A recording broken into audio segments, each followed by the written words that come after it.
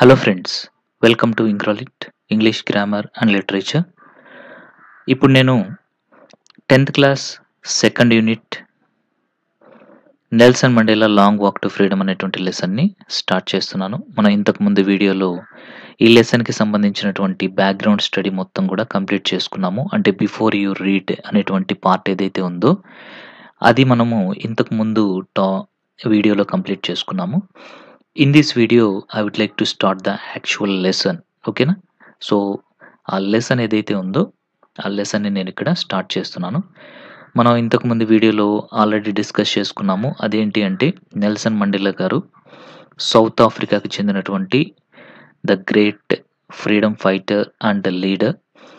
ఒక 300 సంవత్సరాల పాటు పరిపాలించిన తర్వాత white people have given freedom to South Africa. అప్పుడు డెమోక్రటిక్ ఎలక్షన్స్ జరిగినప్పుడు నెల్సన్ మండేలా గారు ఇంకా ఏఎన్సీ ఆఫ్రికన్ నేషనల్ కాంగ్రెస్ అనేటువంటి వాటికి ఒక మంచి మెజారిటీ తోటి ఆ ఎలక్షన్స్లో వాళ్ళు విజయం సాధించడం జరుగుతుంది. ఇంకా ఇనాగ్రేషన్ ఫంక్షన్ అనేటువంటిది ఏర్పాటు చేసుకుంటారు. ఇక్కడ నెల్సన్ మండేలా గారు ద ఫస్ట్ బ్లాక్ ప్రెసిడెంట్గా ప్రమాణ స్వీకారం అనేటువంటిది చేయబోతున్నారనమాట.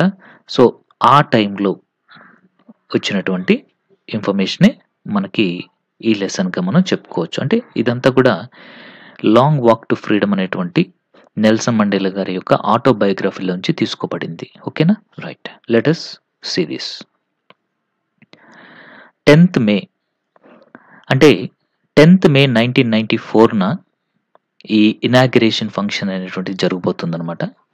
ఈ 10th మే 1994 అనేటువంటిది వాళ్ళ యొక్క చరిత్రలో, అంటే సౌత్ ఆఫ్రికా చరిత్రలో ఒక గొప్ప రోజుగా మనం చెప్పొచ్చు. ఎందుకంటే ఆ రోజే నెల్సన్ మండేలా గారు ప్రమాణ స్వీకారం చేయడం జరిగింది. అలాగే వాళ్ళకి ఒక కొత్త ప్రభుత్వం అనేటువంటిది కూడా డెమోక్రటిక్ గవర్నమెంట్ అనేటువంటిది కూడా వాళ్ళు ఆ రోజు నుంచి ఏర్పాటు చేసుకోవడం జరిగింది. 10th May dawned bright and clear. ఇక్కడ డాన్డ్ అంటే ఏంటి అంటే జనరల్గా డాన్డ్ అంటే మనకి బిగ్యాన్ అనేసి అనమాట. ఓకేనా?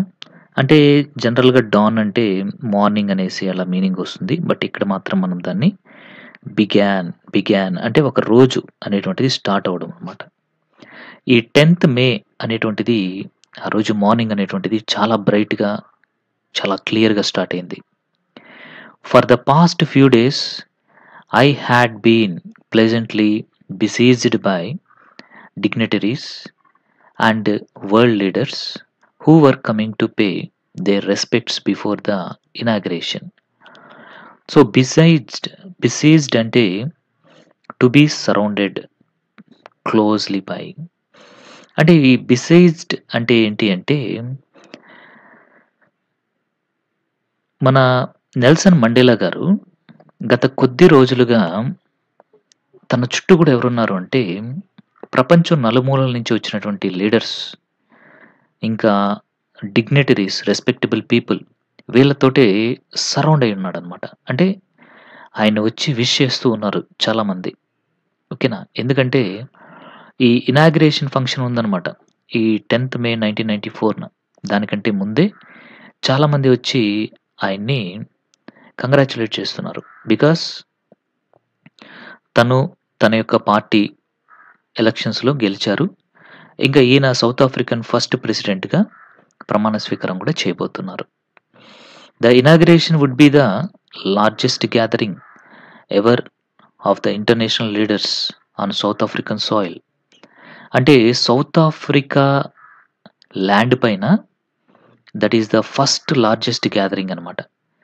అంటే అంత పెద్దగా ఎప్పుడు కూడా లార్జెస్ట్ గ్యాదరింగ్ అనేటువంటిది జరగలేదు అక్కడ. సో ఇంటర్నేషనల్ లీడర్స్ అందరూ కూడా ఆ 10th మేన సౌత్ ఆఫ్రికాకి రావడం జరిగింది because of the inauguration function which is going to be held on 10th May 1994 in South Africa. The ceremonies took place in the lovely sandstone amphitheater formed by the Union Buildings in Pretoria. ఈ south ఆఫ్రికాలోని పెట్రోరియా అనేటువంటి ప్లేస్‌లో union buildings అనేటువంటి భవన సముదాయం దగ్గర ఉన్నటువంటి ఒక ఓపెన్ థియేటర్ ఉందన్నమాట. అంటే ఒక పెద్ద గ్రౌండ్ ఉందన్నమాట అక్కడ. సో, అక్కడ ఈ సెరమనీ అనేటువంటి దాన్ని కండక్ట్ చేస్తున్నారు. ఇనాగరేషన్ సెరమనీ అనేటువంటి దాన్ని కండక్ట్ చేస్తున్నారు. ఇక్కడ చూసినట్లయితే మీకు అర్థమవుతుంది. యాంఫీ థియేటర్ అంటే ఏ బిల్డింగ్ వితౌట్ ఏ రూఫ్. అంటే ఒక పెద్ద బిల్డింగ్ ఉంటుంది. దానికి ముందు చాలా ఖాళీ ప్లేస్ ఉంటుంది. దానికి ఎలాంటి రూఫ్ అనేటువంటిది ఉండదు. ఇంకక్కడ మెనీ రోస్ ఆఫ్ సీట్స్ అనేటువంటివి అరేంజ్ చేయబడి ఉంటాయి. స్టెప్స్‌గా కూడా ఉంటాయన్నమాట. జనరల్‌గా ఇలాంటివి ఏన్షియంట్ గ్రీస్ అండ్ రోమ్‌లో ఇలాంటి యాంఫీ థియేటర్స్ అనేటువంటివి ఉండేటివి. సో, ఇక్కడ పెట్రోరియాలో కూడా ఈ యూనియన్ బిల్డింగ్స్ అనేటువంటి దాని దగ్గర యాంఫీ థియేటర్ అనేటువంటిది ఉంది. అక్కడ ఈ సెరమనీ అనేటువంటిది కండక్ట్ చేయడం జరుగుతుంది. For decades this had been the seat of white supremacy.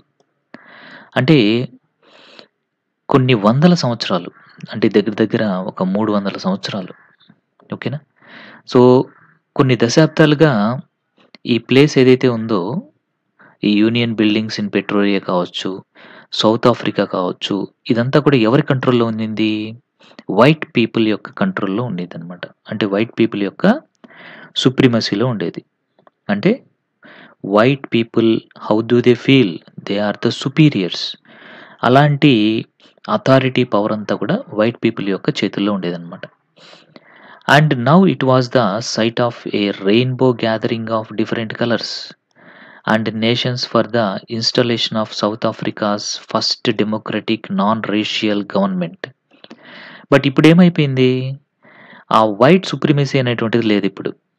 మరి ప్రెజెంట్ ఏముంది అంటే rainbow gathering of different colours.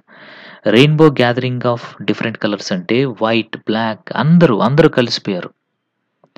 అన్ని కంట్రీస్ వాళ్ళు కూడా, గ్రేట్ డిగ్నిటరీస్ అందరూ కూడా సౌత్ ఆఫ్రికాకి చేరుకున్నారు. చాలా దేశాలకు సంబంధించినటువంటి, చాలా నేషన్స్‌కి సంబంధించినటువంటి చాలామంది great dignitaries and politicians they came to South Africa to congratulate our Nelson Mandela garu. So, South ఆఫ్రికాలో జరుగుతున్నటువంటి first democratic non racial government ఇనాగరేషన్‌కి చాలామంది అటెండ్ కావడం జరిగిందనమాట. On that lovely autumn day, అది ఒక ఆటమ్ సీజన్ అనమాట. 10th మే అనేటువంటిది సౌత్ ఆఫ్రికాలో ఆటమ్ సీజన్. ఆ రోజున and he was saying that it was a lovely autumn day. ఎందుకని లవ్లీ ఆటమ్ డే అంటున్నాడు? Because the atmosphere was very nice. చాలా బ్యూటిఫుల్‌గా ఉందనమాట. I was accompanied by my daughter Zenani. So, ఈయన వచ్చేసి ఇక్కడ ఐ అంటే ఎవరు అంటే మన నెల్సన్ మండేలా గారు. సో, ఆ ఆటమ్ డే రోజున నెల్సన్ మండేలా గారు ఎవరితో పాటు ఆ పోడియం దగ్గరకొచ్చారు అంటే, తన యొక్క డాటర్‌తో కలిసి ఆయన ఆ పోడియం దగ్గరకొచ్చారు. On the podium Mister de Klerk was the first sworn as a second deputy president. ఆ పోడియం అంటే స్టేజ్ అనమాట. ఆ స్టేజ్ పైన ఫస్ట్ ఎవరు ప్రమాణ స్వీకారం చేశారు అంటే మిస్టర్ డి క్లర్క్ అనేటువంటి ఆయన ప్రమాణ స్వీకారం చేశారు. మరి ఈయన యొక్క పొజిషన్ ఏంటి? Second deputy president. Second deputy ప్రెసిడెంట్‌గా మిస్టర్ డి క్లర్క్ అనేటువంటి అతను ప్రమాణ స్వీకారం చేశాడు. దెన్ ఇక్కడ చూడండి, he is none other than our Nelson Mandela గారు. ఓకేనా? సో, తర్వాత ఏం జరిగిందో చూద్దాం.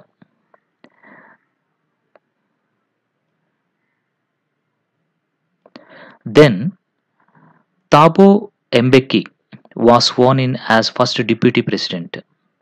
సో, ఇంతకుముందు ప్రమాణ స్వీకారం చేసినటువంటి క్లర్క్ సెకండ్ డిప్యూటీ ప్రెసిడెంట్. ఇప్పుడు ప్రమాణ స్వీకారం చేసింది ఎవరు అంటే థాబో ఎంబెకి. ఇతను ఫస్ట్ డిప్యూటీ ప్రెసిడెంట్‌గా ప్రమాణ స్వీకారం చేశాడనమాట. Next when it was my turn. ఎవరి టర్న్ ఇప్పుడొచ్చింది? మన నెల్సన్ మండేలా గారు ప్రెసిడెంట్ ఆఫ్ సౌత్ ఆఫ్రికాగా ప్రమాణ స్వీకారం చేయాల్సినటువంటి టైం వచ్చింది. I pledged to obey and uphold the Constitution and to devote myself to the well-being of the Republic and its people. అప్పుడు మన నెల్సన్ మండేలా గారు పైకి లేచి ఆయన ప్రమాణ స్వీకారం అనేటువంటిది అక్కడ చేయడం జరిగింది. ఆయన ప్రమాణ స్వీకారం చేస్తున్నప్పుడు ఆ రాజ్యాంగానికి లోబడి ఉంటాను అని, ఇంకా తనెప్పుడు కూడా తన యొక్క కంట్రీకి, దాని యొక్క పీపుల్‌కి మంచి చేసేదానికి కృషి చేస్తాను అనేసి ఆయన అక్కడ ప్రమాణ స్వీకారం చేశారు. To the assembled guests and the watching world I said, ఆయన అక్కడ తనని అబ్జర్వ్ చేస్తున్నటువంటి అసెంబుల్ అయినటువంటి ఆ గెస్ట్‌లందరినీ చూస్తూ, తన ముందున్నటువంటి ఆ ప్రపంచాన్ని అంతా కూడా, తనని అబ్జర్వ్ చేస్తున్నటువంటి ఆ ప్రపంచాన్ని చూస్తూ ఆయన ఈ విధంగా చెప్పారనమాట. ఇక్కడి నుంచి ఏమొస్తుంది అంటే, ఆయన చెప్పినటువంటి స్పీచ్, ఆ ఇనాగ్రేషన్ సందర్భంగా ఆయన చెప్పినటువంటి స్పీచ్ అనేటువంటిది స్టార్ట్ అవుతుంది. ఇక్కడ నుంచి చూసారా కొంచెం చిన్న అక్షరాలుగా వచ్చాయి చూసారా? సో ఈ చిన్న అక్షరాలంతా కూడా ఏంటి అంటే ఆయన చెప్పినటువంటి స్పీచ్ అనమాట. ఇక్కడి నుంచి కూడా ఓకేనా, ఆయన రియల్ స్పీచ్ యాజ్ ఇట్ ఈస్‌గా ఇక్కడ మనకి ఇవ్వడం జరిగింది. దాన్ని ఇప్పుడు మనం చూద్దాము. ఓకేనా, right. Today all of us do by our presence here. మనందరం కూడా ఇక్కడికి ఈ రోజున గ్యాదర్ అయి ఉన్నాము. ఎందుకోసం గ్యాదర్ అయి ఉన్నాము? You the people know. Confer glory and hope to new born liberty. Confer అంటే ఏంటి అంటే గివ్. సో ఇప్పుడు న్యూ బోర్న్ లిబర్టీ అనేటువంటి దానికి, దాని గొప్పతనాన్ని ఇచ్చేదాని కోసము మనందరం కూడా ఇక్కడికి గ్యాదర్ అయ్యాము. అంటే ఎందుకు న్యూ బోర్న్ లిబర్టీ అంటున్నాడు అంటే, రీసెంట్‌గానే వాళ్ళకి స్వాతంత్రం అనేటువంటిది ఇవ్వబడింది అనమాట. అందుకోసమే న్యూ బోర్న్ లిబర్టీ అనేసి ఆయన ఇక్కడ అంటున్నాడు. ఓకేనా, ఇది మనం గుర్తుంచుకోవాలి. ఇంకా గ్లోరీ అంటే ఏంటి అంటే ఆనర్ అనమాట. అంటే ఇప్పుడే స్వతంత్రం పొందారు వాళ్ళు, దానికి ఆనర్ ఇచ్చేదానికి వీళ్ళందరూ కూడా అక్కడ గ్యాదర్ అయ్యారు. Out of the experience of an extraordinary human disaster that lasted too long must be born a society of which all humanity will be proud. అంటే out of the experience of an extraordinary human disaster. ఏంటి sir ఇది extraordinary human disaster అంటే, ఇప్పటివరకు వాళ్ళు చాలా చాలా troubles అనేటువంటివి face చేశారు ఆ కంట్రీలో. So they have experienced so many complexities and challenges in the ruling of white supremacy. అది చాలా సంవత్సరాలు వైట్ పీపుల్ పరిపాలించారు. నియర్లీ 300 centuries, 300 సంవత్సరాల పాటు అక్కడ పరిపాలించారు. అలాంటి సొసైటీలోంచి ఇప్పుడు అందరూ సమానమే అనేటువంటి హ్యుమానిటీ తోటి అందరూ గర్వపడేలాగా ఉండేటువంటి సొసైటీని ఇప్పుడు వాళ్ళు సృష్టించబోతున్నారనమాట. We who were outlaws not so long ago have today been given the rare privilege to be host to the nations of the world on our own soil.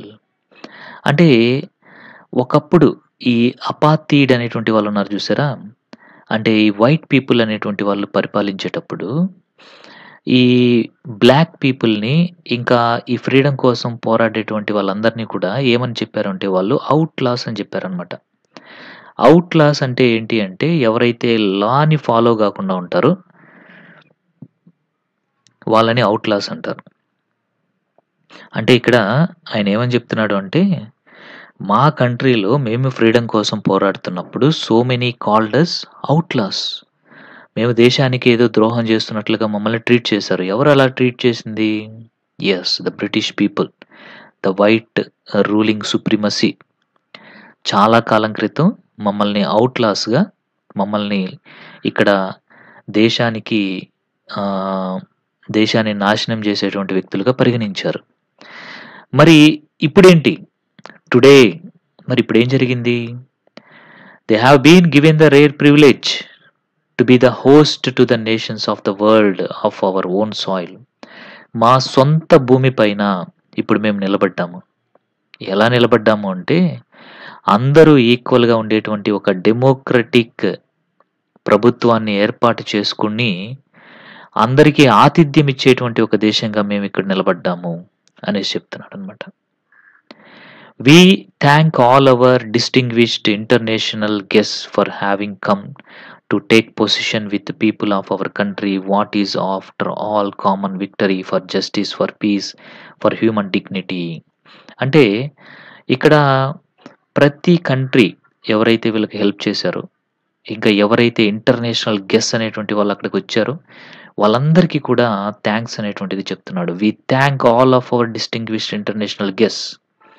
ఇక్కడికి విచ్చేసినటువంటి ఇంటర్నేషనల్ గెస్ట్ అందరికీ కూడా నేను మా దేశం తరపున మేమందరము ధన్యవాదాలు తెలుపుకుంటున్నాము. ఎందుకంటే for having come to take possession with people of our country.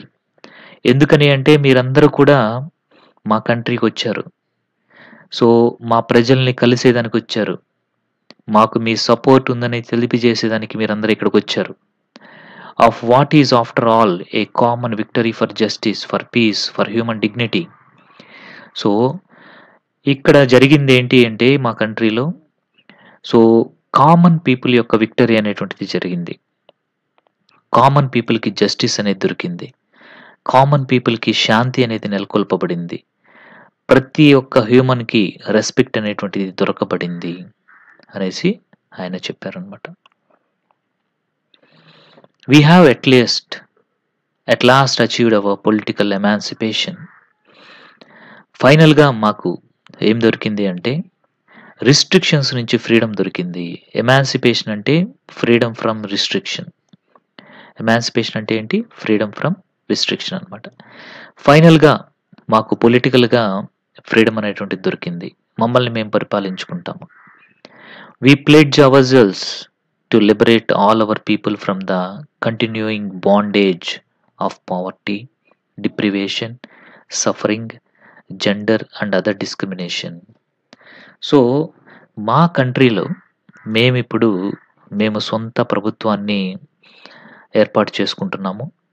ఈ సొంత ప్రభుత్వం ఏదైతే మేము ఏర్పాటు చేసుకుంటున్నామో, ఈ ప్రభుత్వం అనేటువంటిది చాలా ఫ్రీడమ్ అనేటువంటిది ప్రజలకిస్తుంది. వాళ్ళని స్లేవరీ అనేటువంటి బాండేజ్ నుంచి బయటికి తీసుకొస్తుంది. పావర్టీ నుండి బయటికి తీసుకొని వస్తుంది. సఫరింగ్స్ నుంచి బయటికి తీసుకొని వస్తుంది. ఇంకా వాళ్ళకి ఎలాంటి బెనిఫిట్స్ లేనటువంటి పొజిషన్ నుంచి అన్ని బెనిఫిట్స్ ఇచ్చేటువంటి ప్లేస్‌కి తీసుకొని వస్తుంది. జెండర్ డిస్క్రిమినేషన్స్, అదర్ డిస్క్రిమినేషన్స్‌ని వాళ్ళు లేకుండా వాళ్ళకి చూస్తుంది అనేసి ఆయన చెప్పడం జరిగిందనమాట. అంటే ఇప్పటివరకు వాళ్ళు ఫేస్ చేసినటువంటి ప్రాబ్లమ్స్ ఏంటి అంటే స్లేవరీ, పావర్టీ, డిప్రివేషన్ అంటే అసలు రైట్సే ఉండవనమాట. ఎలాంటి బెనిఫిట్స్ ఉండవు. ఇంకా suffering, gender discrimination, racial discrimination ఇలాంటి చాలా ప్రాబ్లమ్స్‌ని వాళ్ళు ఎక్స్‌పీరియన్స్ చేశారు. అలాంటి వాటన్నిటి నుండి కూడా ఇప్పుడు వాళ్ళకి విముక్తి లభించిందనమాట. Never, never and never again shall it be that this beautiful land will again experience the oppression of one by another. ఈ బ్యూటిఫుల్ ల్యాండ్ అయినటువంటి సౌత్ ఆఫ్రికాలో ఇంకెప్పుడుకి ఇలాంటి అణగదొక్కబడము అనేటువంటిది జరగదు. అంటే వైట్ పీపుల్ ఏ విధంగా అయితే ఈ బ్లాక్ పీపుల్‌ని తక్కువ జాతిగా చూసి వాళ్ళని ఎప్పుడైతే ఈక్వల్ రైట్స్ ఇవ్వకుండా వాళ్ళని అణగదొక్కడం అనేటువంటిది జరిగిందో, ఇలాంటి సిట్యుయేషన్స్ నా యొక్క దేశంలో ఉండే ప్రజలు మరెప్పుడు కూడా ఫేస్ చేయరు అనేసి ఆయన ఇక్కడ చెప్పడం జరిగింది. The sun shall never set on so glorious a human achievement. అంటే ఇప్పుడు సాధించినటువంటి ఈ హ్యూమన్ అచీవ్‌మెంట్ అనేటువంటిది ఏదైతే ఉందో, అంటే ఏదైతే ఇప్పుడు వాళ్ళు గ్రేట్‌గా ఇక్కడ ఫ్రీడమ్ అనేటువంటిది తెచ్చుకున్నారో, ఇది ఎప్పటికీ కూడా అస్తమించదు అనేసి చెప్తున్నాడు. The sun shall never set. అంటే ఈ అచీవ్‌మెంట్ అనేటువంటిది అస్తమించే సూర్యుడు లాంటిది కాదు. ఇది ఎప్పటికి కూడా నిలిచిపోయేటువంటిది. Let freedom reign. God bless Africa. So, స్వేచ్ఛ అనేటువంటిది పరిపాలిస్తుంది ఆఫ్రికాని. దేవుడు ఎప్పుడు కూడా ఆఫ్రికాని కాపాడుతూనే ఉంటాడు అనేసి ఆయన తన స్పీచ్‌లో చెప్పడం జరిగిందనమాట. ఇదంతా గూడా ఆయన చెప్పినటువంటి స్పీచే. ఎక్కడి నుంచి? Today all of us do అనేటువంటి దాని దగ్గర నుంచి let freedom reign God bless Africa అనేటువంటి దాని వరకు కూడా ఆయన చెప్పినటువంటి స్పీచ్ అనమాట. అంటే యాజ్ ఇట్ ఈజ్ ఆయన ఏమైతే చెప్పాడో ఆ వర్డ్స్‌ని యాజ్ ఇట్ ఈజ్ అక్కడ మనకి ప్రెజెంట్ చేయడం అనేటువంటిది జరిగిందనమాట. ఓకేనా? అది మనం అర్థం చేసుకోవాలి. సరే, నెక్స్ట్ ఏం జరిగిందో చూద్దాం. A few moments later, we all lifted our eyes in awe as a spectacular array of South African jets, helicopters, and troops carriers rode in perfect formation over the Union buildings. కొంత సమయం తర్వాత వీళ్ళందరూ కూడా తమ యొక్క కళ్ళని we all lifted our eyes in awe అంటే చాలా వండర్ అనమాట. అంటే చాలా సర్ప్రైజ్ తోటి వీళ్ళు అలా ఆకాశం వైపు అలా పైకి చూశారు. అలా పైకి చూడగానే అక్కడ వాళ్ళకి చాలా స్పెక్టాక్యులర్ యారే అనేటువంటిది ఉంది. స్పెక్టాక్యులర్ యారే అంటే అన్ ఇంప్రెసివ్ డిస్‌ప్లే అంటే కలర్‌ఫుల్ అండ్ అట్రాక్టివ్ అనమాట. అలా ఆకాశంలో చూడగానే ఆకాశంలో చాలా అందంగా, ఆశ్చర్యంగా కనిపించేటువంటి కొన్ని విషయాలు అక్కడ జరుగుతున్నాయన్నమాట. ఇంతకీ ఆ విషయాలేంటి సార్? ఏం జరుగుతుంది? ఎందుకు ఆకాశం వైపు చూసి అందరూ ఆశ్చర్యంగా ఫీల్ అవుతున్నారు? Why were they amazed? Okay. అనేది మనం ఇప్పుడు చూద్దాం. ఏం జరుగుతుంది ఆకాశంలో అంటే South African jets, helicopters and troop carriers roared in perfect formation over the Union buildings. So, అక్కడ ఉన్నటువంటి ఆ గ్రౌండ్స్ ఏవైతే ఉన్నాయో, ఆ గ్రౌండ్‌లో ఆకాశంలో హెలికాప్టర్సు, ఆఫ్రికన్ జెట్స్, ఇంకా అక్కడ ట్రూప్స్ అంటే ఈ ఆర్మీకి సంబంధించిన వాళ్ళు, ఈ ఇంకా వీళ్ళందరూ కూడా అక్కడ ఒక పర్ఫెక్ట్ ఫార్మేషన్‌లో ఆ యూనియన్ బిల్డింగ్స్ దగ్గర డిఫరెంట్ ఫీట్స్ అనేటువంటివి చేస్తున్నారనమాట. మనం జనరల్‌గా ఆగస్ట్ 15కి లేదా రిపబ్లిక్ డేకి మనం గూడా చూస్తూ ఉంటాము. ప్రధానమంత్రి గారు ఫ్లాగ్ హోయిస్టింగ్ చేసిన తర్వాత అక్కడ మన ఇండియన్ ఆర్మీ ఇంకా ఇలాగ వాళ్ళందరూ కూడా డిఫరెంట్ థింగ్స్‌ని అక్కడ మనకి పెర్ఫార్మ్ చేయడం జరుగుతుంది కదా! సో, అలాగే ఇక్కడ కూడా చేయడం జరిగిందనమాట. It was not only A display of pin point precision and military force but A demonstration of all the military's loyalty to democracy to a new government that had been freely and fairly elected. So, ఇప్పుడు ఆ military force ఏదైతే ఉందో అక్కడ ఉన్నటువంటి military force ఏదైతే ఉందో ఆ soldiers ఇంకా ఆర్మ్డ్ ఫోర్సెస్ ఏవైతే ఉన్నాయో వాళ్ళందరూ చేసేటువంటి మార్చ్ ఫాస్ట్ కానీ లేదా వాళ్ళ యొక్క ఈవెంట్స్ ఏవైతే ప్లాన్ చేస్తున్నారో అవన్నీ కూడా చాలా ప్రిసిషన్‌గా జరుగుతున్నాయి. అంటే అక్యురసీ తోటి జరుగుతున్నాయన్నమాట. ఎక్కడా గాని పిన్ పాయింట్ కూడా మనం మిస్టేక్ పట్టలేమన్నమాట. అట్లా ఉందన్నమాట. అంత అక్యురేట్‌గా they are demonstrating their feats అక్కడ. వాళ్ళందరూ కూడా అక్కడ డెమాన్‌స్ట్రేట్ చేస్తున్నారు. అలా ఎందుకు చేస్తున్నారు అంటే that is nothing but showing their loyalty towards democracy. So, అక్కడ ఉన్నటువంటి మిలిటరీ అంతా కూడా ఏం చేస్తుంది అంటే డెమోక్రసీ పట్ల వాళ్ళకున్నటువంటి రెస్పెక్ట్‌ని ఆ విధంగా చూపిస్తూ ఉంది. ఎందుకని అంటే ద న్యూ గవర్నమెంట్ ఇప్పుడు ఏదైతే గవర్నమెంట్ ఏర్పడిందో అది చాలా ఫెయిర్‌గా ఏర్పడినటువంటి గవర్నమెంట్. ఎవ్వరిని కూడా అక్కడ భయపెట్టో, బలవంత పెట్టో ఎలక్ట్ అయినటువంటి గవర్నమెంట్ కాదు. సో, ఫెయిర్‌గా ఫ్రీడమ్ తోటి అందరి యొక్క ఎలక్షన్ అనేటువంటిది జరిగి ఎన్నుకున్నటువంటి ప్రభుత్వం అన్నమాట. కాబట్టి మిలిటరీ తన లాయల్టీని ఆ డెమోక్రటిక్ గవర్నమెంట్‌కి చూపిస్తూ ఉంది. Only moments before the highest generals of the South African defence force and police their చెస్ bedecked with ribbons and medals from days gone by saluted me and pledged their loyalty. So, just కొంత సమయం ముందు ఏం జరిగింది అంటే South Africa defence force and police. అంటే ఈ south Africa యొక్క రక్షణ దళం ఏదైతే ఉందో డిఫెన్స్ కానీ, పోలీస్ కానీ వీళ్ళలో ఉన్నటువంటి హైయెస్ట్ జనరల్స్ అన్నమాట. ఓకేనా? Highest generals. వాళ్ళు వాళ్ళ యొక్క చెస్ట్ అంటే వాళ్ళ యొక్క డ్రెస్ పైన రిబ్బన్స్ ఉన్నాయి. ఇంకా మెడల్స్ ఉన్నాయి. అంటే వాళ్ళ సాధించినటువంటి అచీవ్‌మెంట్స్‌ని చెప్పేటువంటివి, వాళ్ళ యొక్క హ్మ్, పొజిషన్‌ని చెప్పేటువంటి మెడల్స్ ఇలాంటివన్నీ కూడా వాళ్ళ యొక్క హ్మ్, ఆహ్, వాళ్ళ యొక్క గుండెల పైన అంటే వాళ్ళ యొక్క డ్రెస్ పైన ఉన్నాయన్నమాట. సో, వాళ్ళు అంతా కూడా వచ్చి ఏం చేశారు అంటే, మన నెల్సన్ మండేలా గారికి సెల్యూట్ చేశారన్నమాట. Okay. They saluted me and pledged their loyalty. వాళ్ళు సెల్యూట్ చేసి తర్వాత వాళ్ళు ఈ గవర్నమెంట్ ఏదైతే ఉందో డెమోక్రటిక్ గవర్నమెంట్ దానికి లాయల్‌గా గూడా ఉంటాము అనేసి ప్రమాణం చేశారన్నమాట వాళ్ళు. I was not unmindful of the fact that not so many years before they would not have saluted but arrested me. అంటే కరెక్ట్‌గా ఈ లీడర్సే ఇప్పుడు ఎవరైతే ఈ లీడర్స్ తనకి సెల్యూట్ చేశారో వాళ్ళు కొన్ని సంవత్సరాల ముందు ఏం చేశారు అంటే తనని అరెస్ట్ చేశారు. అంటే ఈ పొజిషన్‌లో ఉన్నటువంటి ఆహ్, పీపుల్ ఎవరైతే ఉన్నారో వాళ్ళు తనని అరెస్ట్ చేయడం జరిగింది. Okay. So, he was not unmindful. తను అవన్నీ కూడా గుర్తున్నాయి. కానీ వాటిని ఇప్పుడు పట్టించుకోడాయన. ఎందుకని అంటే హి వాస్ నాట్ కాన్షియస్. ఓకేనా? అవన్నీ పట్టించుకుంటే కుదరదు. Finally a chevron of Impala jets left a smoke trail of the black, red, green, blue and gold of the new South African flag. అంటే సౌత్ ఆఫ్రికన్ ఫ్లాగ్‌లో ఉన్నటువంటి కలర్స్ అన్నమాట ఇవి.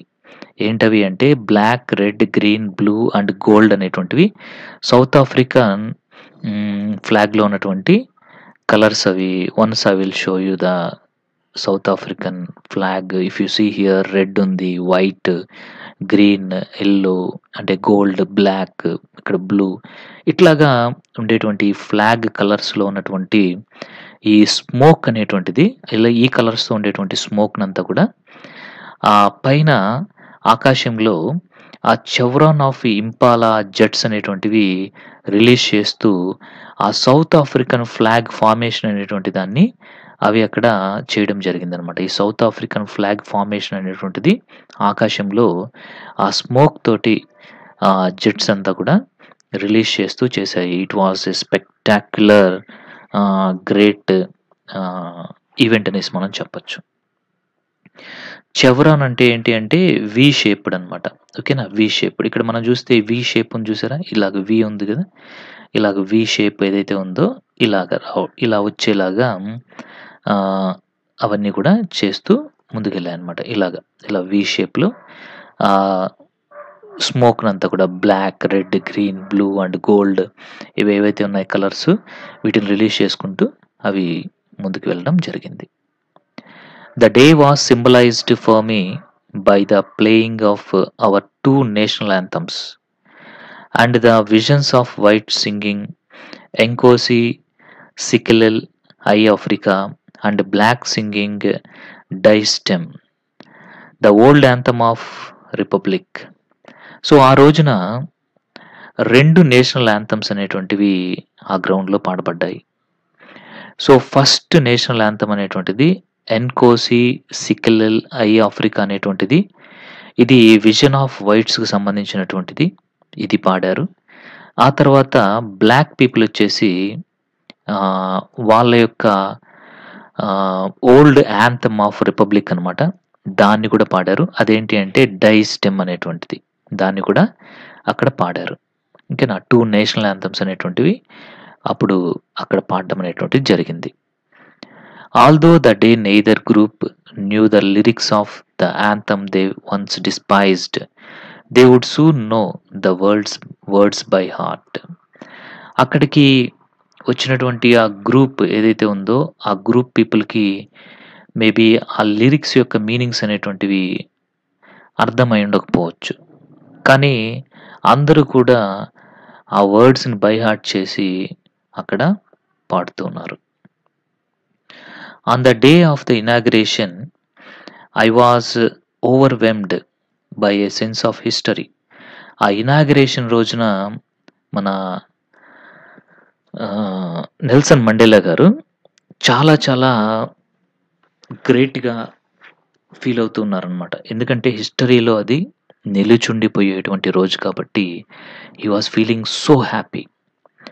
In the first decade of 20th century, a few years after the bitter Anglo-Boer War and before my own birth, the white-skinned peoples of South Africa patched up their differences and erected a system of racial domination against the dark-skinned peoples of their own land.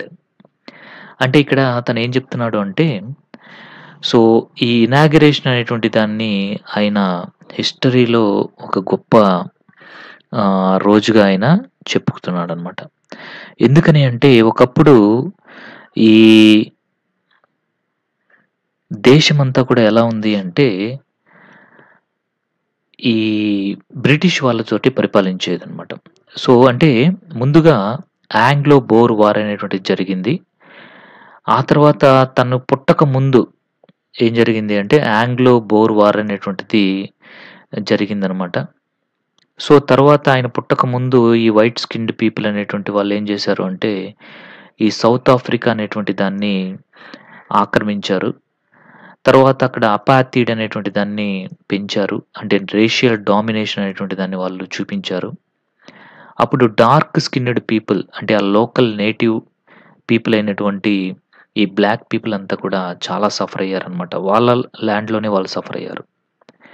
The structure they created formed the basis of one of the harshest most inhuman societies the world has ever known. అంటే ఆ British people form చేసినటువంటి ఆ structure, ఆ political system అనేటువంటిది చాలా హార్ష్‌గా ఉండేది. చాలా ఇన్‌హ్యూమన్‌గా ఉండేది. ఇంకా ఈ ప్రపంచంలో ఎవ్వరు కూడా అనుభవించనటువంటి కష్టాల్ని వాళ్ళక్కడ అనుభవించారు. Now in the last decade of 20th century and my own 8th decade as a man, that system had been overturned forever and replaced by one that recognized rights and freedoms of all peoples regardless of the color of their skin. అంటే ఈ ప్రపంచంలో అప్పటి వరకు వాళ్ళు చాలా చాలా కష్టాలను face చేశారు. బట్ 20th century లాస్ట్ డికేడ్‌లో వాళ్ళకి స్వాతంత్రం అనేటువంటిది రావడం జరిగింది. ఇప్పుడు సిట్యుయేషన్స్ అన్నీ కూడా ఓవర్‌టర్న్ అయ్యాయి. సో ఇంతకుముందు ఏదైతే కష్టాలు పడ్డారో వాళ్ళు అదే ల్యాండ్‌లో ఇప్పుడు వాళ్ళు హ్యాపీగా పీస్ తోటి బతికేటువంటి కండిషన్స్ అనేటువంటివి వాళ్ళకొచ్చాయి. ఒకప్పుడు వాళ్ళకి ఎలాంటి రైట్స్, ఫ్రీడమ్ అనేటువంటివి లేవు. But now they have got their rights and freedom. All people are equal here and there is no racial discrimination. So వాళ్ళ యొక్క స్కిన్ కలర్ ఏదైనప్పటికీ కూడా వాళ్ళక్కడ రైట్స్ అండ్ ఫ్రీడమ్ అనేటువంటిది పొందుతారు.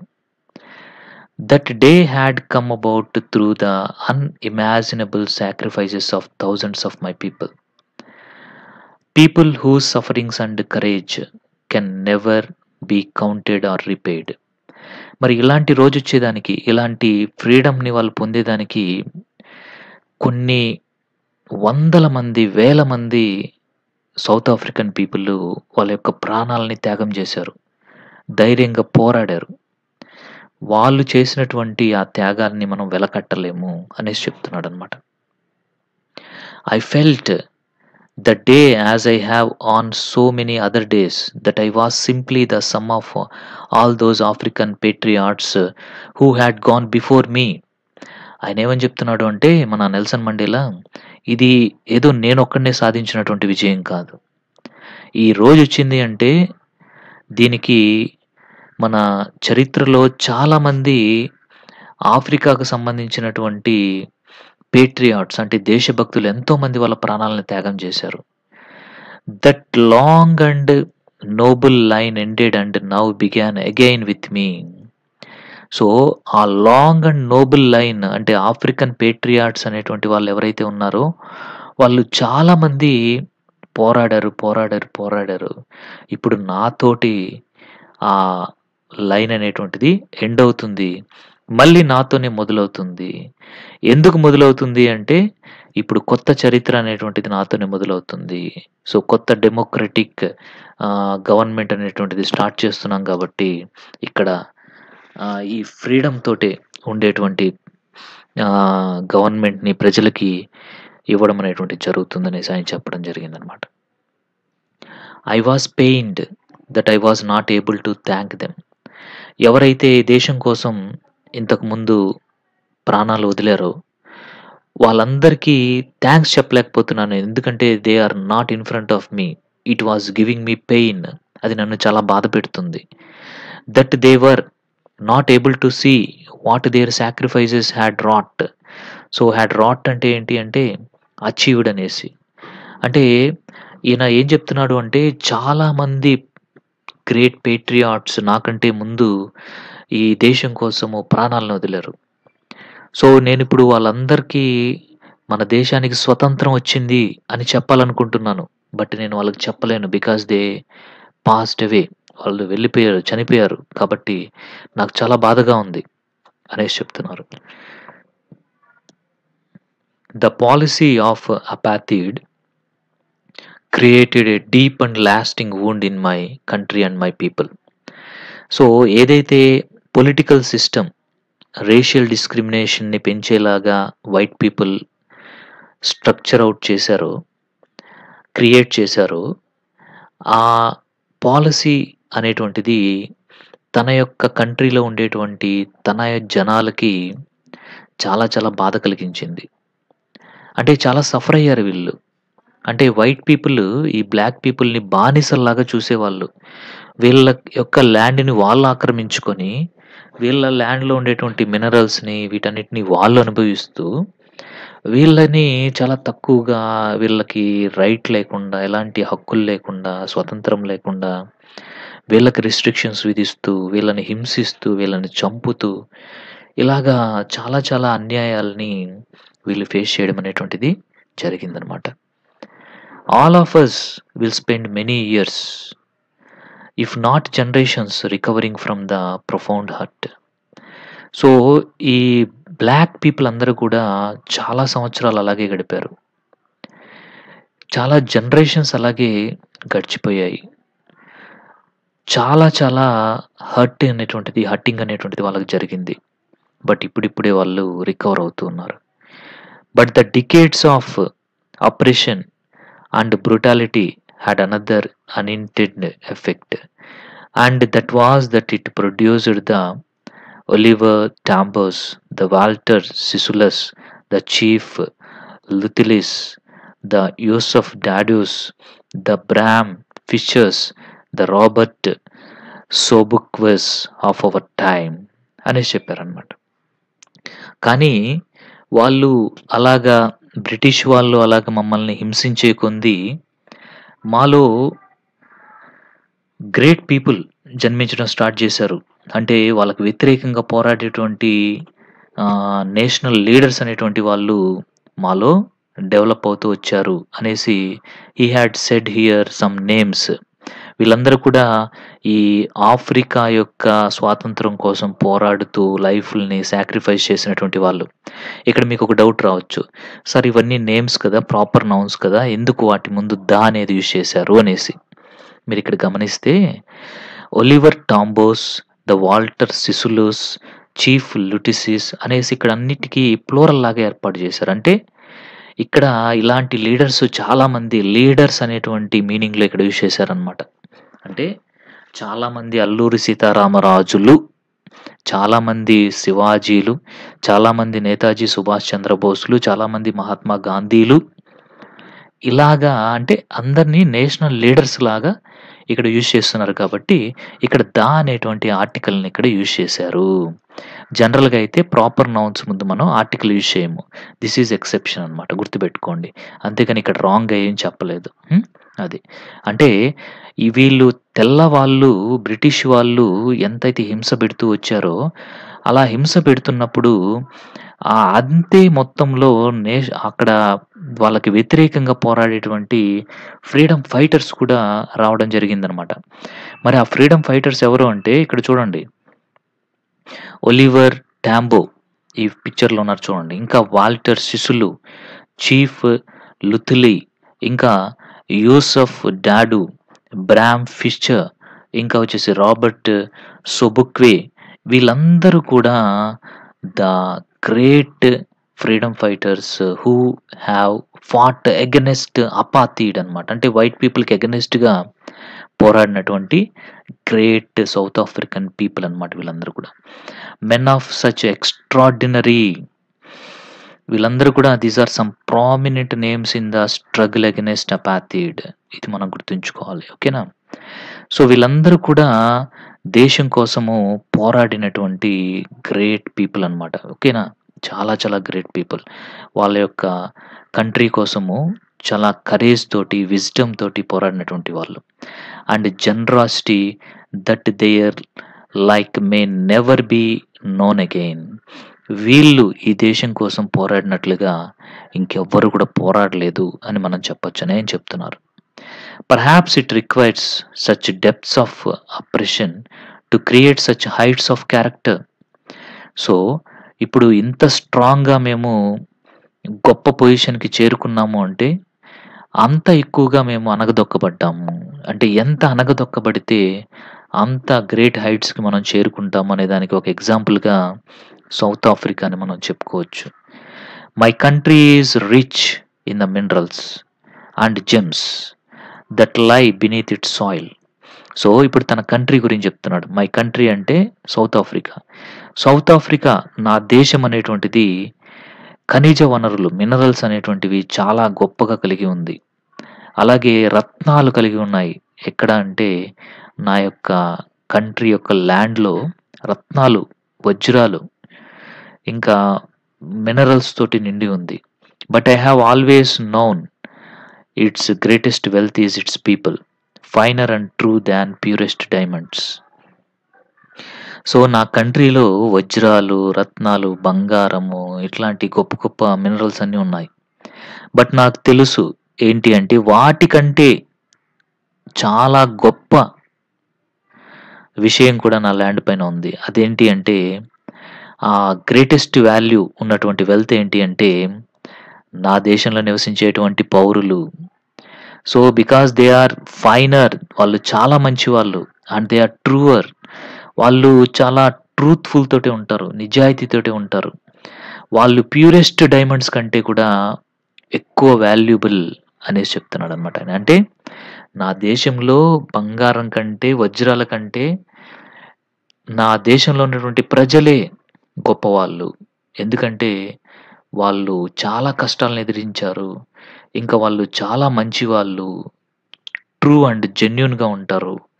కాబట్టి వాళ్ళు డైమండ్స్ కంటే కూడా, ప్యూర్ డైమండ్స్ కంటే కూడా ఇంకా వాల్యుబుల్ వాళ్ళు నాకు అనేసి ఆయన తన యొక్క ప్రజల గురించి గొప్పగా చెప్తున్నాడనమాట. It is from these comrades in the struggle that I learned the meaning of courage. So నా యొక్క సహోదరుల నుంచి నేను ఈ పోరాటంలో ధైర్యం అనేటువంటి దాని యొక్క మీనింగ్‌ని తెలుసుకున్నాను. Time and again I have seen men and women risk and give there lives for an idea. So అంటే మనం ఒక్కసారి హిస్టరీలో చూసినట్లయితే చాలామంది మగవాళ్ళు, ఆడవాళ్ళు తమ యొక్క ప్రాణాలని రిస్క్ చేసి మరీ ఒక ఐడియా కోసం పోరాడారు. ఆ ఐడియా ఏంటి అంటే నథింగ్ బట్ ఫ్రీడమ్ స్ట్రగుల్.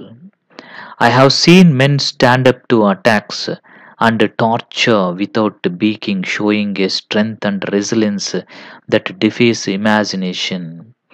అంటే రెసిలియన్స్ అంటే ఏంటి అంటే the ability to deal with any kind of hardships and recover from its effects. అంటే ఎలాంటి ప్రాబ్లమ్స్ వచ్చినా సరే దానికి ధైర్యంగా నిలబడేటువంటి పీపుల్‌ని మన నెల్సన్ మండేలా గారు చూసారు. అంటే భయపడకుండా నిలబడతారనమాట. వైట్ పీపుల్ అటాక్ చేసినా దానికి నిలబడేవాళ్ళు. వైట్ పీపుల్ టార్చర్ చేసినా వాళ్ళకి ఎదురుగా నిలబడేవాళ్ళు. వైట్ పీపుల్ వీళ్ళని ఎన్నో హింసలు పెట్టినా, ఎంతో హింసించినా గానీ, సో ఎలాంటి కష్టాలు పెట్టినా గానీ వాటన్నిటికి కూడా ఎదుర్కొని నిలబడినటువంటి ధైర్యం ఆ దేశ ప్రజలది. I learned that courage was not the absence of fear, but the triumph over it. నా ప్రజలకు ఉండేటువంటిది భయం లేనటువంటిది కాదు ఆ ధైర్యం అనేటువంటిది. భయాన్ని దాటినటువంటిది, భయాన్ని జయించినటువంటిది ఆ ధైర్యం అనేటువంటిది. అలాంటి ధైర్యాన్ని నేను నా ప్రజల దగ్గర నుంచి నేర్చుకున్నాను అనేసి నెల్సన్ మండేలా చెప్తున్నారు. The brave man is not he who does not feel afraid, but he who conquers that fear. So Brave man అని ఎవరిని అంటాము అంటే, ఎవరైతే భయపడడో అతను బ్రేవ్ మ్యాన్ కాదు. భయాన్ని అధిగమించుతాడు చూసారా, అతనే ధైర్యవంతుడు. అంటే ధైర్యవంతుడు అని ఎవరిని అంటాము అంటే, భయంని ఫీల్ అవ్వనటువంటి వాడిని ధైర్యవంతుడు అనం మనం. భయం గురించి తెలిసి ఆ భయాన్ని ఓవర్‌కమ్ చేసినటువంటి వాడే నిజమైనటువంటి ధైర్యవంతుడు. నా దేశంలో ఉండే ప్రజలకి భయమేంటో తెలుసు. ఆ భయాన్ని ఓవర్‌కమ్ చేశారు.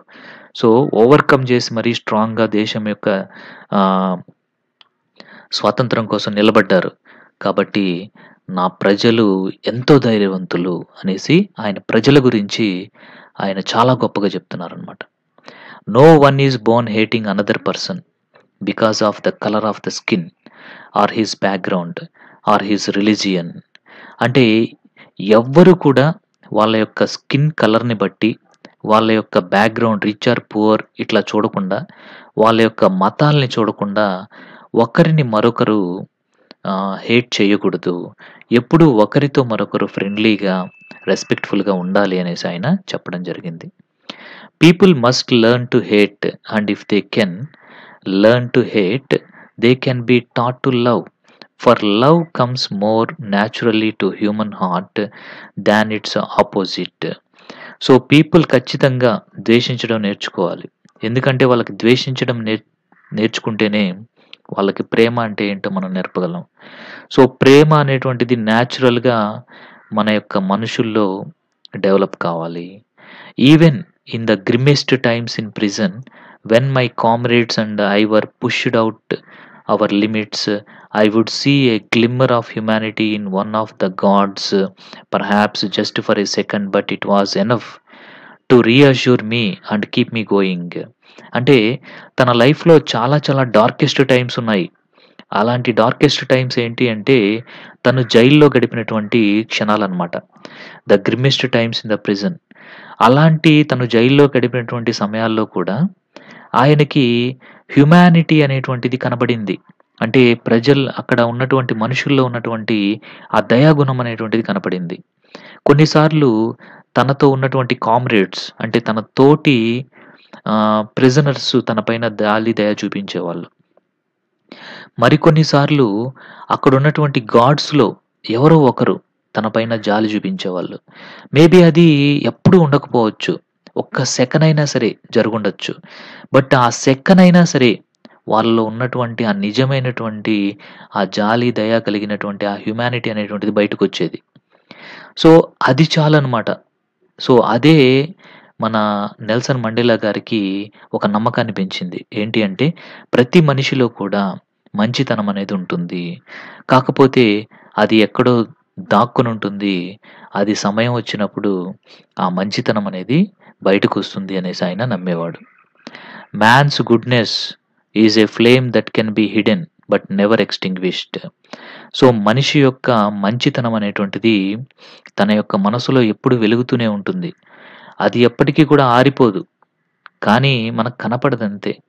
బట్ ఖచ్చితంగా అది మనిషి యొక్క లోపల ఖచ్చితంగా ఉంటుంది అనేసి ఆయన చెప్పారన్నమాట. In life every man has twin obligations. ప్రతి మనిషి యొక్క లైఫ్‌లో కూడా 2 ఆబ్లిగేషన్స్ అనేటువంటివి ఉంటాయి. ఆ ఆబ్లిగేషన్స్ ఏంటి అంటే, obligations to his family, to his parents, to his wife and children. And he has an obligation to his people, his community, his country. ప్రతి మనిషి లైఫ్‌లో కూడా 2 ఆబ్లిగేషన్స్ ఉంటాయి. ఒకటి ఫ్యామిలీ పరంగా ఉండేటువంటి ఆబ్లిగేషన్. అంటే obligations to family, to his parents and to his wife and to children. అంటే తన ఫ్యామిలీకి సంబంధించినటువంటి ఆబ్లిగేషన్ ఒకటి. రెండో ఆబ్లిగేషన్ ఏంటి అంటే he has an obligation to his people, to his community, to his country. తన దేశం కోసము, తన సొసైటీ కోసము, తన ప్రజల కోసము ఉండేటువంటి మరొక ఆబ్లిగేషన్ అనేది ఉంటుంది. మనందరం కూడా ఎక్కువ ఇంపార్టెన్స్ దేనికి ఇస్తాము అంటే మన ఫ్యామిలీకి ఇస్తాము. బట్ ప్రతి మనిషికి ఉండేటువంటి 2 ఆబ్లిగేషన్స్‌లో ప్రతి ఒక్కరు ఎక్కువ ఇంపార్టెన్స్ దేనికి ఇస్తారు? వాళ్ళ యొక్క ఫ్యామిలీకి ఇస్తారు. తక్కువ ఇంపార్టెన్స్ అనేటువంటిది తన యొక్క తోటి ప్రజల కోసము, తన సొసైటీ కోసం, తన కంట్రీ కోసం ఇవ్వడం అనేటువంటిది జరుగుతుంది. బట్ కొంతమంది మాత్రమే ఏం చేస్తారు అంటే తమ ఫ్యామిలీకి ఉండేటువంటి ఇంపార్టెన్స్‌ని కూడా తగ్గించుకొని తమ దేశం కోసం పాటుపడతారు. అలాంటి వాళ్ళే గ్రేట్ లీడర్స్ అవుతారు. In a civil and human society, each man is able to fulfil those applications according to his own inclination and abilities. మనం గనక సొసైటీని చూసినట్లయితే ప్రతి మనిషి కూడా ఒక బ్యాలెన్స్ అనేటువంటిది మెయింటైన్ చేస్తూ ఉంటాడు. ఈ ట్విన్ అప్లికేషన్స్‌ని ఫుల్‌ఫిల్ చేసేదాని కోసం. But in a country like south Africa, it was almost impossible for a man of my birth and colour to fulfil both of those obligations. But south Africa లాంటి కంట్రీలో పుట్టినటువంటి తనకి ఈ 2 ఆబ్లిగేషన్స్‌ని balance చేయడం అనేది చాలా కష్టం. ఎందుకని అంటే తను పుట్టింది ఒక కలర్డ్ పర్సన్‌గా. కలర్డ్ పర్సన్‌కి అక్కడ రైట్స్ ఉండవు. ఒక స్లేవ్ లాగా చూస్తారు. తను గొప్పగా అయ్యి తన ఫ్యామిలీని డెవలప్ చేయాలి అంటే కుదరదు. In South Africa, a man of colour who attempted to live as a human being was punished and isolated. South ఆఫ్రికాలో ఎలా ఉండేది పరిస్థితి అంటే ఎవరైతే ఒక మంచి మనిషిలాగా గొప్పగా జీవించాలి అని అనుకుంటాడో, ఒక సౌత్ ఆఫ్రికన్ అనుకుంటాడో, ఒక కలర్ బ్లాక్ పర్సన్ అనుకుంటాడో, ఒక హ్యూమన్ బీయింగ్ లాగా తను ఫ్రీడమ్ తోటి, రైట్స్ తోటి తను జీవించాలి అని అనుకున్నటువంటి ఒక బ్లాక్ పర్సన్‌ని అప్పుడు పనిష్ చేసేవాళ్ళు. తనని సెపరేట్ చేసి జైల్‌లో పెట్టేసేవాళ్ళు. In South Africa, a man who tried to fulfil his duty to his people was inevitably ripped from his family and his home and was forced to live a life apart, a twilight existence of secrecy and rebellion. అంటే South ఆఫ్రికాలో ఏంటి అంటే ఎవరైతే తన యొక్క ప్రజల పట్ల డ్యూటీని నెరవేర్చుకోవాలి, తన సొసైటీ కోసం తను మంచి చేయాలి, తన ఫ్యామిలీకి ఒక గొప్ప పొజిషన్ ఇవ్వాలి అనేసి అనుకుంటారో, అలాంటి వాళ్ళని వీళ్ళేం చేస్తారు అంటే జైల్‌లో పెట్టేసేవాళ్ళనమాట. కాబట్టి ఈ రెండిటిని తన ఫ్యామిలీని, తన యొక్క సొసైటీని గొప్పగా చూసుకోవాలి అని భావించినటువంటి సౌత్ ఆఫ్రికన్ బ్లాక్ పీపుల్‌కి ఎప్పుడు కూడా పనిష్మెంట్సే దక్కేటివి. I did not in the beginning choose to place my people above my family. But in attempting to I found that I was ప్రివిండికేషన్ as a son, a brother, husband, husband, husband, husband. ఇక్కడ మనకి లో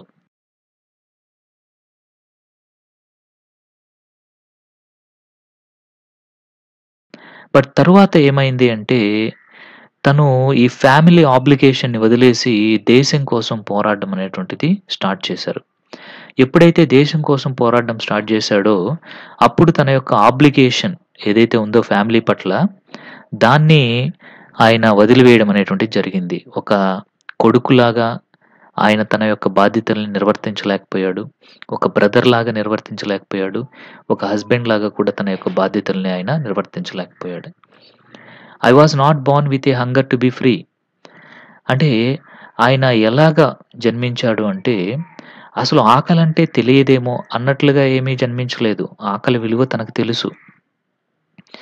I was born free, free in every way that I could know. కానీ అతను జన్మించినప్పుడు మన Nelson Mandela గారు జన్మించినప్పుడు ఆయన ఫ్రీడమ్ తోటే ఉన్నాడు. తనకు తెలిసినంత వరకి ఫ్రీడమ్ తోటే ఉన్నాడు. Free to run in the fields near my mother's hut. తన మదర్ యొక్క హట్ ఏదైతే ఉందో, లివింగ్ ప్లేస్ ఏదైతే ఉందో, అక్కడ ఉన్నటువంటి ఫీల్డ్స్‌లో తను ఫ్రీడమ్ తోటి స్వేచ్ఛగా పరిగెత్తగలిగేవాడు. And free to swim in the clear stream that ran through my village. తన యొక్క విలేజ్ గుండా పారుతున్నటువంటి ఆ సెలయేరు ఏదైతే ఉంటుందో ఆ వాటర్ ఫోర్స్, ఆ వాటర్ సోర్స్‌లో తను స్విమ్ చేసేటువంటి ఫ్రీడమ్ కూడా తనకుండేది. And free to roast mealies under the stars. So, ఆ కనిపించేటువంటి ఆ నక్షత్రాల క్రింద ఆ నైట్ పూట మీలీస్ అంటే ఏంటి అంటే కార్న్ అన్నమాట. మనకి కార్న్ ఉంటుంది కదా! మొక్కజొన్న కంకులు. ఇలాంటి వాటిని రోస్ట్ చేసుకొని తింటూ, ఆ నక్షత్రాలు చూస్తూ ఆయన హ్యాపీగా గడిపేవాడు. అలాంటి ఫ్రీడమ్ ఉండేదాయనకి. And ride the broad backs of slow moving bulls. So, అలా స్లోగా వెళ్తున్నటువంటి ఆ బుల్స్ ఏవైతే ఉంటాయో ఎద్దులు, ఇలాంటివి ఏవైతే ఉంటాయో, వాటి వెనుక చాలా బ్రాడ్‌గా ఉంటుందనమాట. వాటిపైన అలాగా పడుకునేటువంటి స్వేచ్ఛ కూడా తనకుంది. ఇలాగా ప్రతి దాంట్లో కూడా తనకి పుట్టినప్పుడు స్వేచ్ఛ ఉండేది. As long as I obeyed my father and abided by customs of my tribe, I was not troubled by the laws of a man or God. తన యొక్క ట్రైబ్‌లో తనున్నంత వరకి తనకెలాంటి ప్రాబ్లమ్ లేదు. తన ఫాదర్ చెప్పినట్లుగా వింటున్నంత సేపటికి కూడా తను హ్యాపీగానే ఉన్నాడు. సో, తన యొక్క ట్రైబ్ పెట్టినటువంటి ఆ లాస్ ఏవైతే ఉన్నాయో రూల్స్ అండ్ రెగ్యులేషన్స్ అవేవి కూడా తనని ట్రబుల్ చేయలేదు. సో, తను చాలా ఫ్రీడమ్‌తో ఉన్నట్లే భావించాడు. కానీ తను చదువు కోసము ఎప్పుడైతే సిటీకొచ్చాడో అప్పటినుంచి తనకర్థమైంది. తనకుండేటువంటి ఫ్రీడమ్ అనేటువంటిది నిజమైనటువంటి ఫ్రీడమ్ కాదు అనేసి ఆయన అర్థం చేసుకున్నాడు. It was only when I began to learn that my boyhood freedom was an illusion. When I discovered as a young man that my freedom had already been taken from me that I began to hunger for it. అంటే చిన్నప్పుడంతా కూడా తను చాలా హ్యాపీగానే ఉన్నాడు. Okay. అంటే చిన్నప్పుడు తనకి ఫ్రీడమ్ అనేటువంటి దాని కోసం తనెప్పుడు గూడా హంగర్‌గా ఫీల్ గాలేదు. చూడండి ఇక్కడ I was not born with a hunger to be free. అంటే ఫ్రీడమ్ తోటి ఉండాలి అనేసి చిన్నప్పుడు ఎప్పుడు తను ఫీల్ గాలేదు. ఫ్రీడమ్ అంటే మనకి చాలా అవసరం అని గూడా ఆయన ఫీల్ గాలేదు. ఎందుకంటే చిన్నప్పుడు తనకి ఫ్రీడమ్ ఉంది. బట్ పెద్దయిన తర్వాత ఆయన ఎప్పుడైతే సిటీకెళ్ళాడో యంగ్ మ్యాన్‌గా ఉన్నప్పుడు తను హి వెంట్ టు సిటీ అన్నమాట. హి మూవ్డ్ టు సిటీ. అక్కడ తను అర్థం చేసుకున్నాడు. చిన్నప్పటి నుంచి ఏదైతే తను ఫీల్ అవుతూ వచ్చాడో freedom, so his boyhood freedom ఏదైతే తను ఫీల్ అయ్యాడో, he felt that it was an illusion. Illusion అంటే ఇమాజినేషన్. అంటే నాట్ రియల్ అన్నమాట. అదంతా కూడా నిజం కాదు అనేసి ఆయన అర్థం చేసుకున్నాడు. సో తర్వాత తను ఏమర్థం చేసుకున్నాడు అంటే, he understood that his already been taken from him. తన యొక్క ఫ్రీడమ్ అనేటువంటిది తన నుంచి తీసేసుకున్నారు బ్రిటిష్ వాళ్ళు అనేసి తను అర్థం చేసుకున్నాడు. అప్పటి నుంచి తను ఫ్రీడమ్ కోసము తను ఆహ్, ఇక్కడ హంగర్ అంటే ఏంటి అంటే ఆకలని కాదు. హంగర్ అంటే ఏంటి అంటే ఇక్కడ తను కోరుకోవడం స్టార్ట్ చేశాడన్నమాట. ఫ్రీడమ్ కోసం వెంపర్లాడడం స్టార్ట్ చేశాడు. ఓకేనా? అది. At first as a student I wanted freedom only for myself. తను స్టూడెంట్‌గా ఉన్నప్పుడు తనకొక్కడికి ఫ్రీడమ్ ఉంటే బావుంటుంది అనేసి తను అనుకునేవాడు, కోరుకునేవాడు. The transitory freedoms of being able to stay out at night. Night పూట బయట తిరిగేటువంటి హక్కు తనకు కావాలనుకున్నాడు. ఆ ఫ్రీడమ్ తనకు కావాలనుకున్నాడు. అంటే నాట్ పర్మనెంట్ అన్నమాట. ట్రాన్సిటరీ అంటే టెంపరరీ. అంటే మొదట్లో ఆయన స్టూడెంట్‌గా ఉన్నప్పుడు టెంపరరీ ఫ్రీడమ్స్‌ని కోరుకున్నాడు. ఆ టెంపరరీ ఫ్రీడమ్స్ ఏంటంటే నైట్ పూట బయట తిరిగేటువంటి freedom. And read what I pleased. అంటే తనకిష్టమైంది చదివేటువంటి ఫ్రీడమ్. ఇంకా గో వేర్ ఐ చూజ్. తనకి ఎక్కడ ఇష్టమైతే అక్కడికి వెళ్ళేటువంటి ఫ్రీడమ్. ఇలాంటి వాటిని అలాంటి టెంపరరీ ఫ్రీడమ్స్‌ని ఆయన కావాలి అనేసి కోరుకున్నాడన్నమాట స్టూడెంట్‌గా ఉన్నప్పుడు. స్టూడెంట్‌గా ఉన్నప్పుడు కేవలం తన ఫ్రీడమ్ గురించి మాత్రమే ఆలోచించేవాడు. Later as a young man in Johannesburg. తర్వాత జోహానెస్బర్గ్‌లో ఒక యంగ్ మ్యాన్‌గా ఉన్నప్పుడు ఆయన I yearned for the basic and honorable freedoms of achieving my potential, of earning my keep, of marrying and having a family, the freedom not to be obstructed in a lawful life. But ఒక young మ్యాన్‌గా తయారైనప్పుడు అప్పుడు అతను real ఫ్రీడమ్‌ని కోరుకున్నాడు. ఏం కోరుకున్నాడు అంటే అప్పుడు కూడా తను మంచి లైఫ్‌ని లీడ్ చేయాలి అని, ఇంకా తన యొక్క ఎర్నింగ్ కావాలి, మంచిగా మనీ సంపాదించడం ఇలాంటివి వాటిలో ఫ్రీడమ్ కావాలి అని, తన పొటెన్షియల్, తన క్యాపబిలిటీని నిరూపించుకునేటువంటి ఫ్రీడమ్ కావాలి అని, తనకి ఇష్టమైనటువంటి మ్యారేజ్ చేసుకునే ఫ్రీడమ్, తనకు ఫ్యామిలీని సెటప్ చేసుకునే ఫ్రీడమ్ తనకు కావాలి అనేసి, ఒక లాఫుల్ లైఫ్ లీడ్ చేసేటువంటి ఫ్రీడమ్ కావాలి అనేసి ఆయన కోరుకున్నాడు. But then I slowly saw that not only was I not free, but my brothers and sisters were not free. But ఆ తర్వాత తను అర్థం చేసుకున్నాడు. ఏం అర్థం చేసుకున్నాడు అంటే, కేవలం తనకి మాత్రమే కాదు ఫ్రీడమ్ లేకుండా బాధపడుతుండేది. తనలాంటి వాళ్ళు, తన బ్రదర్స్ అండ్ సిస్టర్స్ అంటే తన దేశ పౌరులు అందరూ కూడా, తన తోటి బ్లాక్ పీపుల్ అందరూ కూడా ఫ్రీడమ్ లేక బాధపడుతున్నారనేసి తనకు అర్థమైంది.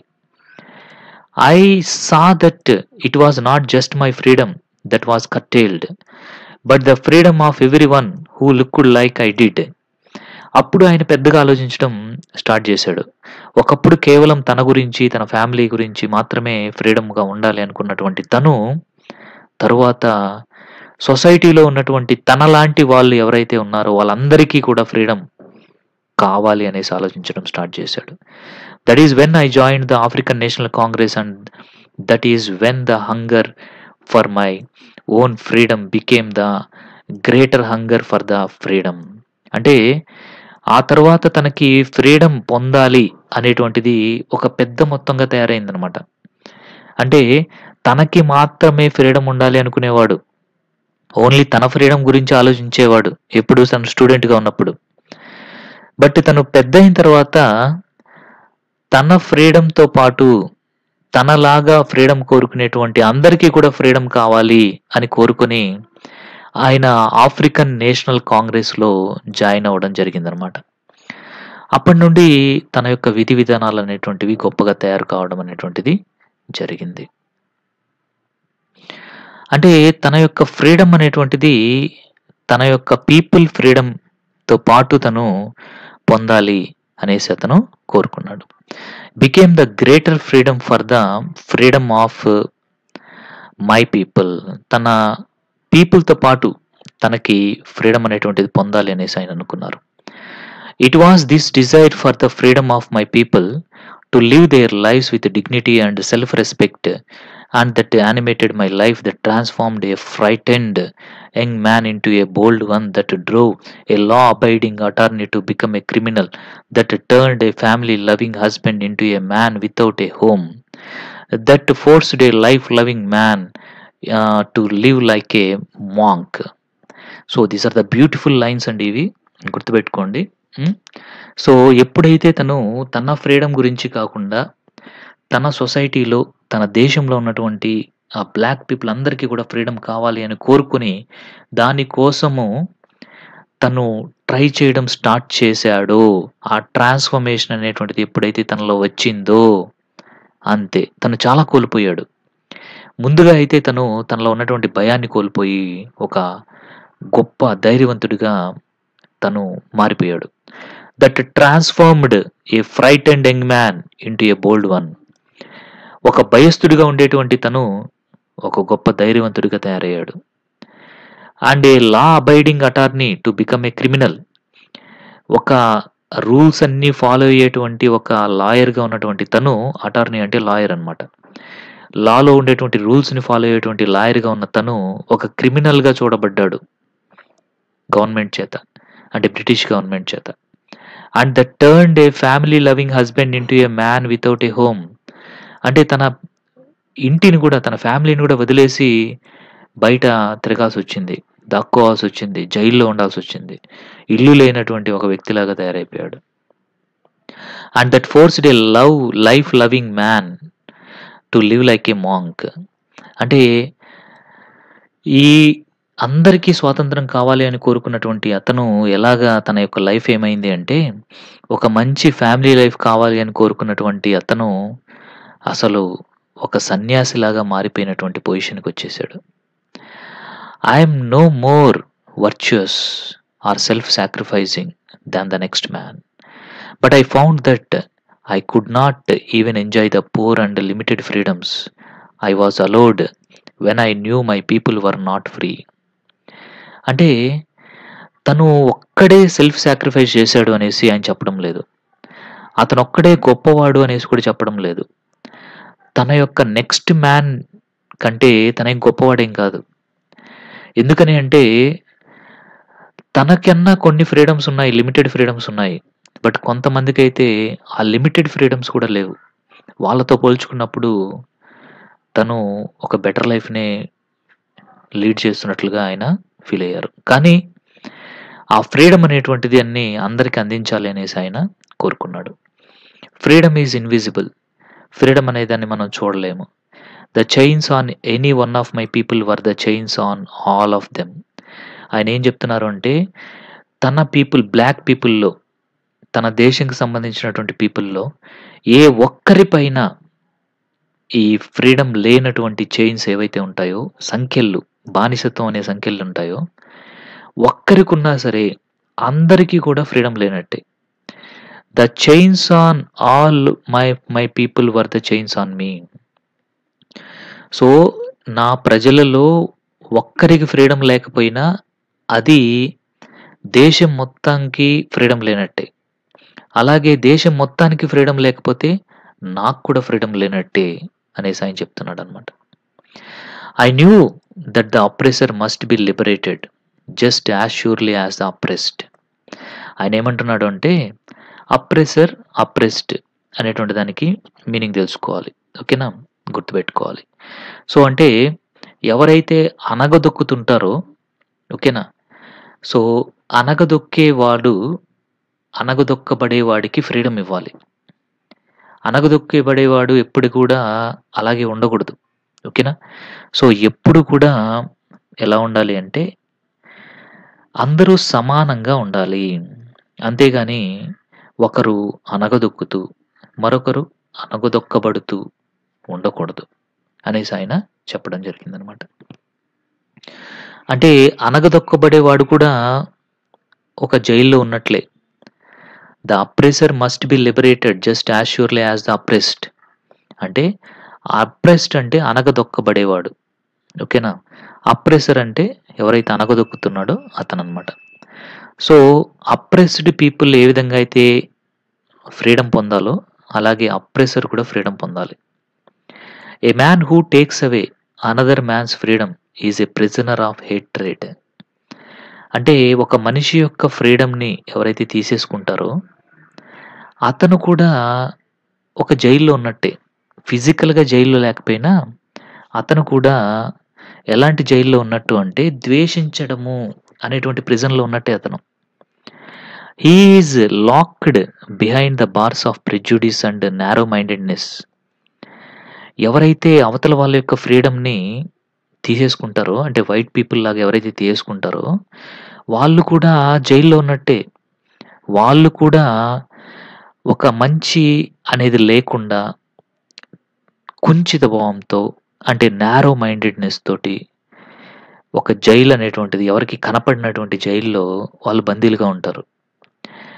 I am not truly free if I am taking away someone else freedom.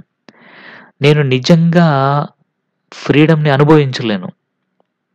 ఎప్పుడు అనుభవించలేను? నేను ఒకరి ఫ్రీడమ్‌ని లాక్కునేస్తే నాకు కూడా ఫ్రీడమ్ లేనట్టే. ఒకరి ఫ్రీడమ్‌ని నేను లాక్కుంటున్నాను అంటే I am not enjoying my freedom. నేను ఒక హేట్రెడ్ అనేటువంటి దాంట్లో, నారో మైండెడ్‌నెస్ అనేటువంటి ప్రిజన్‌లో నన్ను నేను బంధించుకున్నట్లే లెక్కది. Just as surely as I am not free when my freedom is taken from me. అలాగే నా ఫ్రీడమ్‌ని వేరే ఎవరైనా తీసుకున్నట్లయినా నేను ఫ్రీడమ్ లేనట్టే నాకు. అంటే ఇక్కడ 2 కండిషన్స్ చెప్తున్నాడు. ఒకరి ఫ్రీడమ్‌ని మనం తీసుకోకూడదు. అలాగే మన ఫ్రీడమ్‌ని కూడా ఒకరి కోసం వదిలేయకూడదు. రెండిట్లో మనకి ఫ్రీడమ్ ఉండదు. The oppressed and the oppressor are alike are robbed of their humanity. So ఇక్కడ కండిషన్ ఏంటి అంటే ఒకవేళ మనం ఒకరిని అణచివేతకు గురి చేస్తే అప్పుడు మనకి ఫ్రీడమ్ లేనట్టే. అలాగే ఒకరు మనల్ని అణిచేస్తూ మన ఫ్రీడమ్‌ని తీసుకునేటువంటి ఆపర్చునిటీ ఒకరికి ఇచ్చాము అంటే అప్పుడు కూడా మనకి ఫ్రీడమ్ లేనట్టే అనేసి ఆయన మనకి ఇక్కడ చెప్పడం జరిగిందనమాట. సో, దీనితోటే మనకి ఈ లెసన్ అనేటువంటిది కంప్లీట్ అయింది. మీకైతే చాలా క్లియర్‌గా ఈ లెసన్ అనేటువంటిది అర్థమైందనుకుంటున్నాను. Line by line, word to word ఇది మీకు ఎక్స్‌ప్లెయిన్ చేశాను. అంటే కొంచెం డిఫికల్ట్‌గా అనిపిస్తుంది మీకు ఈ లెసన్ చదవగానే. బట్ నాకు తెలిసినంత వరకి ఈ ఎక్స్‌ప్లనేషన్ అనేటువంటిది చాలా క్రిస్టల్ అండ్ క్లియర్‌గా మీకిచ్చాను కాబట్టి, ఇంక మీకు ఈ లెసన్ అనేటువంటిది చక్కగా అర్థమైపోయి ఉంటుంది ఇప్పటికే. సో, బాగా వినండి ఈ లెసన్‌ని. ఒకటికి 2 సార్లు వినండి. Okay. Then you could understand the concept of this lesson అన్నమాట. అంటే ఫ్రీడమ్ అనేటువంటిది చాలా ఇంపార్టెంట్. మనకి ఫ్రీడమ్ ఉంది కాబట్టి మనకు దాని వాల్యూ తెలియడం లేదు. బట్ ఒకప్పుడు మనకి ఫ్రీడమ్ లేనప్పుడు ఆ ఫ్రీడమ్ వాల్యూ అనేటువంటిది వాళ్ళకి తెలిసుంటుంది. అంతెందుకండి ఒక చిన్న సింపుల్‌గా ఒకటనుకుందాం. మీకు ఇప్పుడున్నటువంటి ఫ్రీడమ్‌నంతా కట్ చేసేసి ఒక రూమ్‌లో పెట్టి బంధించేశారనుకోండి. మీకు ఫుల్ రిస్ట్రిక్షన్స్ పెట్టేశారనుకోండి. అది తినకూడదు, ఇది తినకూడదు, ఎట్లుండాలి మీరు చీప్ పీపుల్ అని, మీరు తక్కువ జాతి వాళ్ళని ఇట్లాగా ఎట్లా పడితే అట్లాగా మాట్లాడి మనల్ని హింసిస్తూ ఉంటే అప్పుడెలా ఉంటుంది మనకి? అలాంటి పొజిషన్‌లోనే ఒకప్పుడు మన ఇండియన్స్ కానీ, సౌత్ ఆఫ్రికన్స్ కానీ ఉన్నారనమాట. అంటే వాళ్ళు ఎంత వర్క్ చేసినా, ఏమి చేసినా వాళ్ళకి గుర్తింపుండదు. వాళ్ళని చాలా తక్కువగా, నీచంగా జూసేవాళ్ళు. ఇంకా వాళ్ళకి ఎదిగేదానికి ఛాన్స్ ఉండదు. వాళ్ళకి అన్ని రైట్స్ ఉండవు. ఇట్లాంటి పొజిషన్ అన్నమాట. వైట్ పీపుల్ ఒకప్పుడు అలాంటి కండిషన్స్‌ని ఆహ్, ఈ కాలనైజేషన్ అనేటువంటి దాంట్లో వాళ్ళు ఈ ఇంపీరియలిజంలో మనకి ఇవ్వడం అనేటువంటిది జరిగింది. But fortunately the great leaders fought for the sake of our ah, people and even people also participated in the freedom struggle finally we have got and we achieved freedom అనమాట. అందువల్ల ఇప్పుడు మనం హ్యాపీగా మనకి ఇష్టం వచ్చినట్లుగా మన లైఫ్‌ని మనం లీడ్ చేస్తున్నాము. కాబట్టి దేర్ సాక్రిఫైజెస్ ఫ్రీడమ్ ఫైటర్స్ ఇంకా అప్పుడున్నటువంటి ప్రజల యొక్క సాక్రిఫైస్ అనేటువంటివి మాత్రము చాలా గొప్ప. ఎంతోమంది ప్రాణాలు కోల్పోవడం వల్ల మనం ఇప్పుడు హ్యాపీగా ఆళ్ళ ప్రాణాలని సాక్రిఫైస్ చేయడం వల్ల మనం ఇప్పుడు ఒక హ్యాపీ లైఫ్‌ని లీడ్ చేస్తున్నాము. We never forget them. Okay. So, I hope you understood this lesson very well. Thank you very much.